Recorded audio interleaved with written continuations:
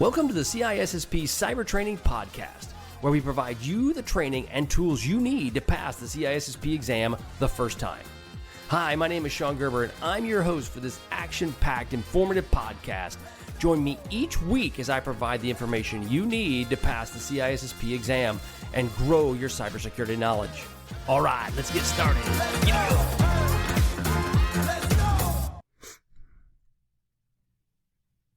Hey all, this is Shon Gerber with the CISSP Cyber Training Podcast. How are you all doing today? Today is a wonderful Thursday, which means it is CISSP Exam Question Thursday.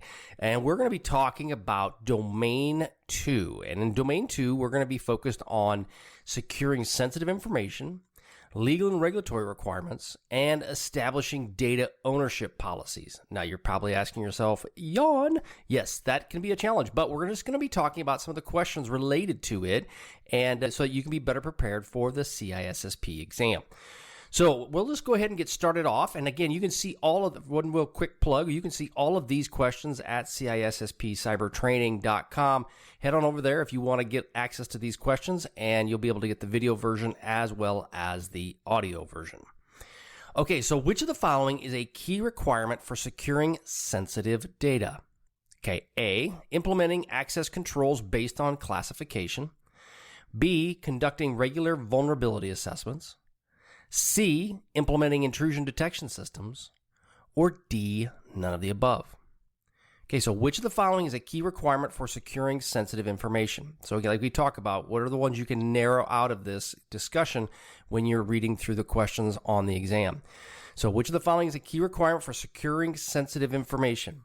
Implementing access controls based on data classification. That sounds positive. Conducting regular vulnerability assessments. That really wouldn't be a key requirement. Implementing intrusion detection system. That's more of a hardware thing.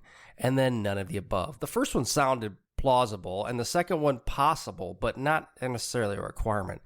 So the answer would be A. Implementing access controls based on data classification is a key requirement for securing sensitive information. This ensures that not only authorized users have access to the sensitive data. When you're dealing with data classification, it's one of the key aspects we've talked about in this podcast, that understanding the data is an important part of securing the data, and without truly understanding its sensitivity, it's really hard to secure. So I've dealt with this time and again, that if you don't have a good data classification policy and plan, trying to secure the data can be very problematic. That is usually a good go-to. All right, so next question. Which of the following is a legal and regulatory requirement related to data ownership? Okay, so the question is, which of the following is a legal and regulatory requirement related to data ownership? A, ensuring data availability. B, providing open access to the data. C, complying with the data retention laws. Or D, all of the above. So again, the question is, which of the following is a legal and regulatory requirement related to data ownership? Okay, so legal and regulatory, that's a key question, key point in that question. A, ensuring data availability. That's really not a requirement, a legal requirement. B, providing open access to the data. Possibly could be a legal requirement around that. C, complying with all data retention laws. That would be one that I would probably glob onto if I didn't know. And then D, all of the above. That's definitely not all of the above, because data availability is not a legal and regulatory requirement. So it would be C, complying with data retention laws is a legal and regulatory requirement related to data ownership. So if you have to do that with your data, and there's some laws around that, you may have to keep that for a specific period of time especially. Organizations must ensure that they retain the data for a specific period in accordance with legal and regulatory requirements.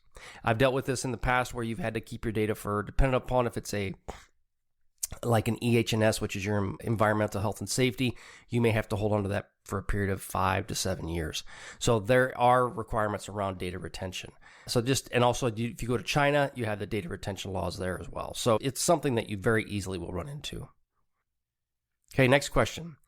Which of the following is an important consideration when establishing data ownership policies in the cloud?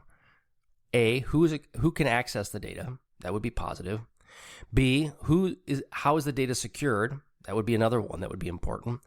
Both A and B. Okay. C, none of the above. none of the above it's an easy one of these when it's none of the above and one for sure is correct. So it's definitely not the D. So which of the following is an important consideration when establishing data ownership policies in the cloud? When you're dealing with the cloud, it's important to know who owns the data. That's extremely important. It also is important to know who can access the data and how is it secured. So if you look at A is who can access the data. That's an important part. B, the data is secured. Anytime you're dealing with the cloud, you want to make sure that as your data is sitting off-site in somebody else's data center, you want to ensure it's secured. And then B or C is both A and B, which is the correct answer. So C, both who have access to the data and how the data is secured are important considerations when establishing data ownership policies in the cloud. Organizations must ensure that they understand the cloud, service providers, security controls, and have ability to monitor and manage and access the data. What that basically is saying is just that you need to understand not just how it's secured from your standpoint, but also how the cloud provider is securing it. One of the things as a security professional you'll want to ensure is that as you're interviewing, we call them SaaS providers, your software as a service providers, that they are protecting your data in the proper way. Same with IaaS, your infrastructure as a service providers. You also want to ensure that if they're dealing with any sort of data protection, they are doing that in a proper format as well. Sorry if I sound a little congested. I am fighting a cold, so it's unfortunate in the summer. That's just not fun. All right, question 4. What is the purpose of the data classification scheme? A, to determine the value of the data. So it's a data classification scheme. Does it determine the value? Not necessarily. B, to determine the sensitivity of the data. That would be a likely option. C, to determine the storage requirements of the data. It would help to determine some of those storage requirements, but not necessarily. And then D, all the above. I know it wouldn't determine the value, so D is out. And since I know it's not determining the value, the data classification doesn't, then from there you will go and determine that's probably B or C. So again, what is the purpose of data classification scheme? A, to determine the value of the data. B, to determine the sensitivity of the data. C, to determine the storage requirements of the data. Or D, all of the above. And the answer is B.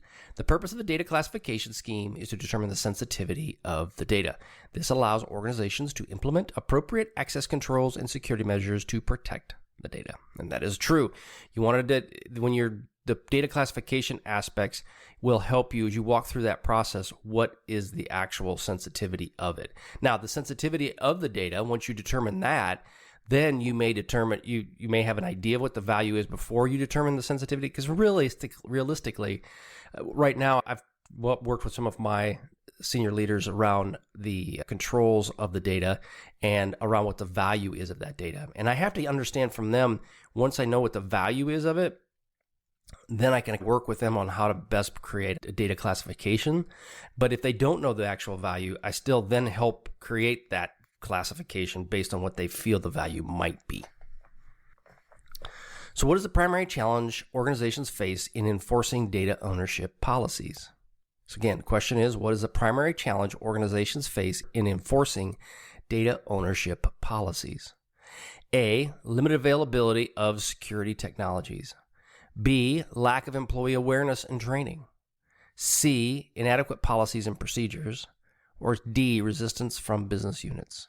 Okay, so let's go to the question again. What is the primary challenge organizations face in enforcing data ownership policies? Okay, so let's go into, it's a challenge around enforcing the policies. A, limited availability of security technologies. That usually is not the case because you can use any sort of technologies can be implemented. That wouldn't necessarily challenge your data ownership policy. B, the lack of employee awareness and training. That is possible. C, inadequate policies and procedures. I guess that's possible too, but you may have great policies and procedures in place, but that doesn't mean they're going to follow it. And then resistance from the business units. Most of the business units understand data ownership, and so you really don't get a lot of resistance from them. So again, what is the primary challenge organizations face in enforcing data ownership policies? A, limited availability of security technologies. B, lack of employee awareness and training. C, inadequate policies and procedures. Or D, resistance from the business units. The answer is B. Again, lack of employee awareness and training is a primary challenge organizations face in enforcing data ownership policies. And I will admit to that is the case. You can have the best policies in the world and have them published on your website, your SharePoint site, or anywhere else.